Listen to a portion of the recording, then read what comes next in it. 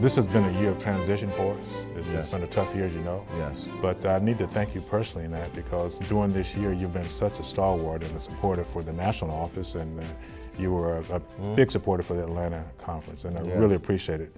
And we need that same type of support for Boston and beyond. Well, you have that from Nat Ford. If it weren't for COMTO in the early formative years of my career, the network that it placed at my feet that I could tap into, you know, the Bob Princes of the world, the Shirley DeLibrios, you hear those names, you know those names but to be in an environment where it was very comfortable and easy to engage them and talk about your career, and talk about your aspirations, and have that network that you could tap into 24 hours a day, 7 days a week, when you were making very difficult career changing decisions.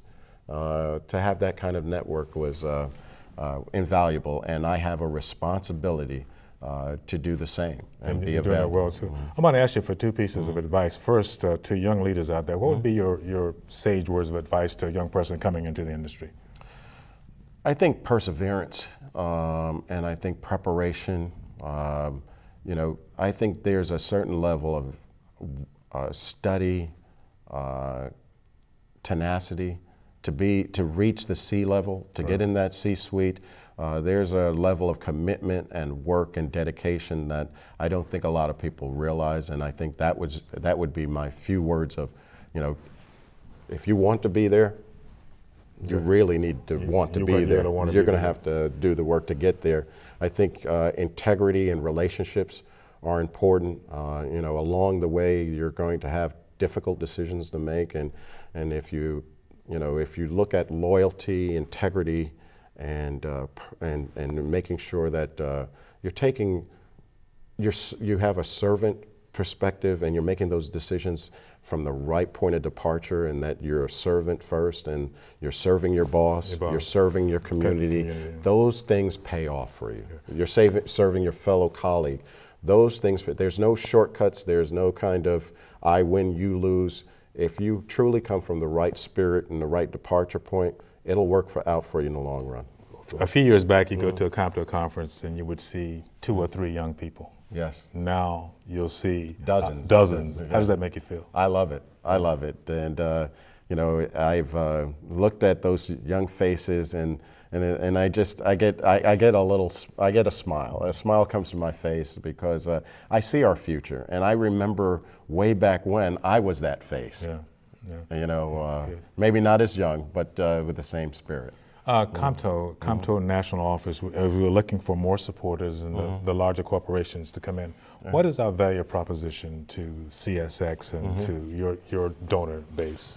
Yeah, the value for them, particularly at CSX, is they are challenged, just like we all are, of finding talented individuals. We all are challenged with that, be it in our technical areas, our back office areas, planning support, finance, HR, operations and maintenance. All of those areas we are challenged and competing for talented individuals. And I think the value proposition for them is they'll have that ability to, one, come to a COMTO event or to COMTO and be able to pull those types of individuals. Firsthand. You get face to face, and you know you're getting some of the best individuals. You're getting the best individuals, some of the best individuals in this industry. I think there's also a value proposition in terms of, and this has always been my philosophy, where would you have a conference where you have the CEOs of some of the most influential or impactful organizations in this country all in one area, one city at one time?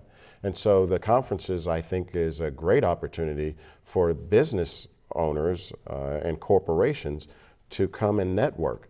And we, as CEOs and board members of these organizations, are well aware of that relationship and the impact of those relationships. It's rather late to try and build that relationship in the boardroom It's too late. It's too late then. So here you have a seat at the table. So here's an informal environment, a very receptive environment. We all understand what these corporations are trying to accomplish, and we make ourselves available to sit down and have a conversation with businesses and explain to them how to do business with our organization. Ken Middleton, who's my head of DBE and very active COMTO member, he will be at every COMTO conference, and his job, I'm not sending him there just to network. His job is to go and show and network with corporations and business that want to. But it's a little more than that now. You guys have such a great DBE program here. I know. Oh yeah, I know. Talk to me about that. But that's part of it. Job. Yeah, that's part. You've got a big focus on DBEs. Yes. You want to share that? Yes. So our target this year was 16%, and at the end of fiscal year 2014, we were at 22%. And I know Ken's going to get a chance to see this interview, but he knows that he will tell you that Nat's not satisfied with that. He told me in the car he's not satisfied. I'm not satisfied, and it's been my experience to have much higher numbers. We are working to help here locally develop. Here locally and nationally, obviously, but definitely locally, to develop the pool of DBEs that can participate in the success of the JTA. We recently got our gas tax extended, so that will allow us to put $100 million in road projects out over the next 5 years. As part of that program, before the work and the RFPs actually come out on the street, we're implementing an owner-supplied insurance program to make it easier to enter for small businesses and DBEs. In terms of our programs, we will provide insurance. Doing similar things. We will also be holding an academy where we will actually be training DBEs. It's a voluntary academy that we've set up to work on estimating, contract interpretation. Where is that going to be? I think we identified one of the colleges that we're actually going to be hosting this academy. When is that? And it'll be a series, starting in the first of the year, a series of 5 to 6 courses that we will deliver, no charge. Why wouldn't we film that and share it with COMTO National? Oh, definitely. We would love to do that. Let's do it. We're going to use that program to help elevate their skills. We recently had an outreach event at one of our junior colleges where we had all of the interested parties, both primes and DBE firms, all together to hear about all of our capital projects. From the JTA Mobility Works, which are the $100 million in road projects. We've recently assumed responsibility for a ferry. We have a bus rapid transit program that's being developed. Ferry? Yeah, we have a ferry. We're assuming responsibility for the St. Johns River Ferry. In the spring time frame, we're negotiating the transfer. And they have capital needs and projects that need to get it in a state of good repair. We have the bus rapid transit program.